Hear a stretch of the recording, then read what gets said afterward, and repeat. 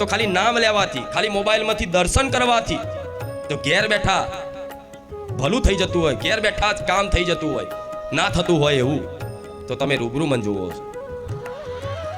મોબાઈલમાં નહીં, તમારી આ બે આંખોથી મન જુઓ છો. તો આ એડે જશે અને માતાએ તમને જોવું છે. શું આ એડે જશે? ક્યારેય નહીં જાય. તો આ વિશ્વાસ રાખજો કે અમારી જોડે અમારી ખુખાર મેલડી બેઠી છે. જગતમાં માં કોઈ નહીં ને પણ માં તું અમારી છે. બસ આ મારી મારી કરી અને મને પોતાની બનાવી લો. બસ પોતાની બનાવવા માટે હું કશું માગતી નહીં તમારી જોડે. બસ ખાલી વિશ્વાસ કરો કે દેવી શક્તિ છે, અને દેવી શક્તિ છે તો મારી છે. બસ દરેકનો એટલો અધિકાર છે કે માતાજીને મારી કહી શકે કે આ મારી માતા. આ મારી કહેવામાં જે મને આનંદ થાય છે, જે પ્રસન્નતા થાય છે ને, એ મોટા મોટા છત્તરો લાવવાથી, મોટી મોટી મિષ્ઠાનો લાવવાથી, મોંઘી મોંઘી વસ્તુ માતાજીને ભેટ કરવાથી જે પ્રસન્નતા નહીં થતી ને, એ પ્રસન્નતા મને માતાને મારા હજારો લાખો ભાવિક ભક્તો એવું કહે છે કે મારી ખુખાર મેલડી મારી છે. બસ આમ જ મને એટલો આનંદ થાય છે. એવું થઈ જાય કે મારા ભક્તોનું શું આપી દઉં. હું તો ઈચ્છું છું કે એક જ રવિવારમાં બધા સુખી થઈ જાઓ. એક જ રવિવારમાં બધા સુખી થઈ જાઓ. હું આવતા રવિવાર સુધી તમને અહીં બોલાવાય નહીં માગતી હોય, એટલી દયાળુ માતા છું. કેટલું બધું સુખ આપી દઉં, એટલું બધું સુખ આપી દઉં કે બસ એક જ વખત આવો ને કાયમ માટે સુખી થઈ જાય. એ ફરી ક્યારેય મારી બાજુ નહીં આવે, મારી બાજુ નહીં જોવે, મારા ધામમાં નહીં આવે, મારા ગુણગાન નહીં ગાય, ક્યારેય મને પ્રણામ નમસ્કાર નહીં કરે, તો હું ક્યારેય તમારી પ્રણામ નમસ્કાર ને તમારા ગુણગાન સાંભળવા માટે મારા કાન ક્યારેય રાજી નહીં રહે. આટલો રાખજો. એની મન નહીં ભૂખ, એની મન ભૂખ નહીં કે તમારું ભલું કરું, તમે મારા ગુણગાન ગાઓ. હું તમારું ભલું કરું અને તમે મને સામે બદલામાં કંઈક આપો. મારે એની ભૂખ નહીં. મારે તમારી પ્રશંસાય નહીં સાંભળવી, મારે તમારા ગુણગાન નહીં સાંભળવા. કેમ?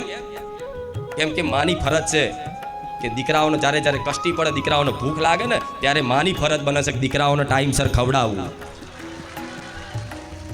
દીકરાને તરસ લાગી હોય તો માની ફરજ બને છે કે દીકરાને તરસ લાગી છે તો પાણી પીવડાવવું. દીકરો માટીમાં રમીને મેલો થયો હોય તો માની ફરજ બને છે.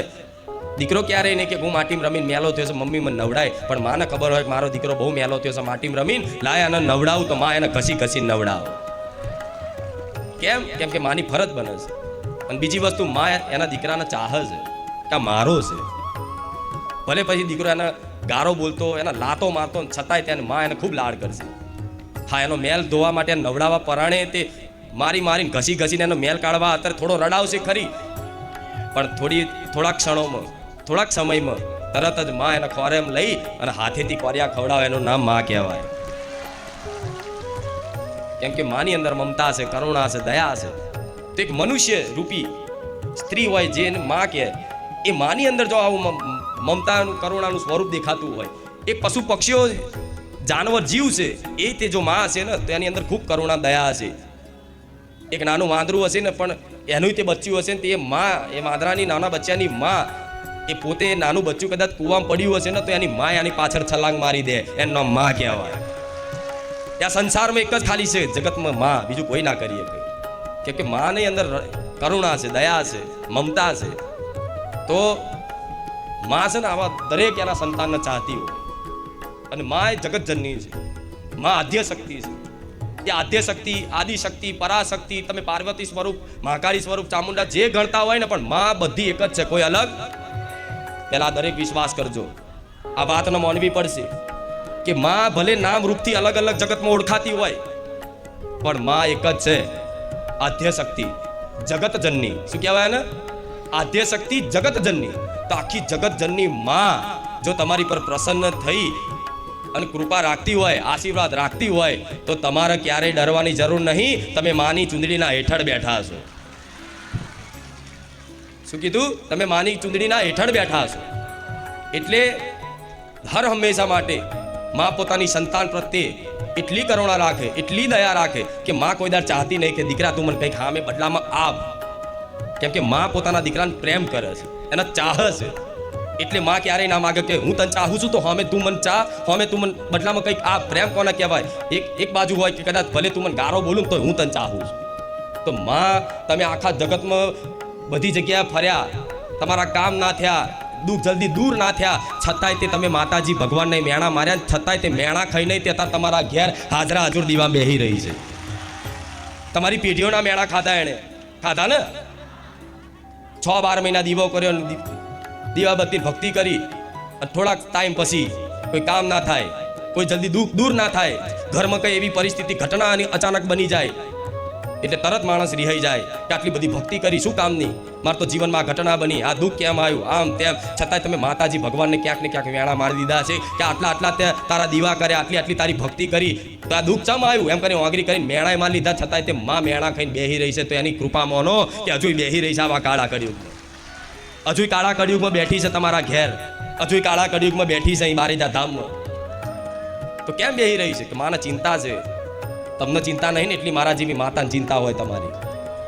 જેટલી તમને ચિંતા નહીં તમારા દુઃખની, એના કરતા 1000 ગણી, કરોડ ગણી ચિંતા મારા જેવી કરુણામય માને હોય કે શું કરું તો મારા દીકરાનું જલ્દી ભલું થઈ જાય, શું કરું તો મારો દીકરો જલ્દી સુખી થઈ જાય, શું કરું તો મારો દીકરાના મુખે 24 કલાક આનંદ દેખાય, એના મુખે હંમેશા ખુશી જ દેખાય.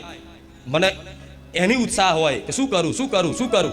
પણ હું જેટલું થાય ને એટલું કરી આલું છું, કામ તમારા કરી આલું છું, કોઈ કામ ના થતું હોય તો કરી આપું છું. પણ આ જીવન જે સુખ માટે તમે ફરો છો ને, એ વાસ્તવિક સુખ શું છે ને એ જ મનુષ્યને નહીં ખબર.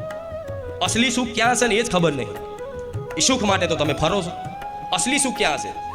તો કોઈ કહેશે પૈસા, અમે પૈસા નહીં, પૈસાવાળા થઈ જાય સુખી. કોઈ કે હું બીમાર છું, મારું શરીર તંદુરસ્ત થઈ જાય, હું સુખી. બીમાર વ્યક્તિ માટે સુખ શું હોય? મારું શરીર તંદુરસ્ત થઈ જાય, મારું શરીર નિરોગી થઈ જાય તો હું સુખી. ગરીબ વ્યક્તિની સુખ, એનું સુખ શું હોય? કે હું મારો જો પૈસા આવી જાય, પૈસાવાળો થઈ જાઉં તો હું સુખી. શું હોય? હું સુખી. કોઈ નાનો માણસ હોય બરોબર, તો એને શું હોય? કે હું મોટો માણસ બની જાઉં તો હું સુખી. પણ મોટા માણસ બનેલા રૂપિયાવાળા તંદુરસ્ત વ્યક્તિ હોય તે દુઃખી છે. તેનું કારણ એક જ છે કે એ વસ્તુમાં સુખ નથી, એ ખાલી થોડાક ક્ષણોમાં દેખાતું સુખ છે, અનુભવાતું સુખ છે. અસલી સુખ તો ભક્તિમાં જ છે. જો રૂપિયામાં સુખ હોત તો રૂપિયાવાળા સુખી જ રહેત ને. દર મંદિરોએ રૂપિયાવાળા જાત તો રૂપિયાવાળાની લાઈન થાય છે ને મંદિરોમાં. તો એમને તે દુઃખ તો છે જ. તંદુરસ્ત વ્યક્તિ હોય ને, જેના શરીરમાં કોઈ રોગ નહીં, એ મંદિરોમાં લાઈનમાં ઉભો રહે છે ભગવાન માતાજીને કગરવા માટે, તો એને કંઈક નું કંઈક દુઃખ છે. એવી રીતે સંસારમાં તમામ વસ્તુ જેની જોડે હશે, આ સાંસારિક વસ્તુ એને પ્રાપ્ત કરી લીધી હશે, નામના, ઇજ્જત, રૂપિયા, ગાડી, બંગલા, બધું, છતાં એનો દુઃખ છે. તેનું કારણ છે કે તમે સુખ માનો છો ને કે રૂપિયામાં છે, ગાડીમાં છે, માન સન્માનમાં છે, શરીર તંદુરસ્ત રહે એમાં છે. તો ના, એમાં સુખ હોત ને તો આ દર બધે ભટકતા લોકો દેખાતા ના હોત. પણ અસલી સુખ, અસલી આનંદ એ તમારી કુળદેવીની ભક્તિમાં અને મારા જેવી રોમવારી મેરડીની ભક્તિમાં જ છે. રામ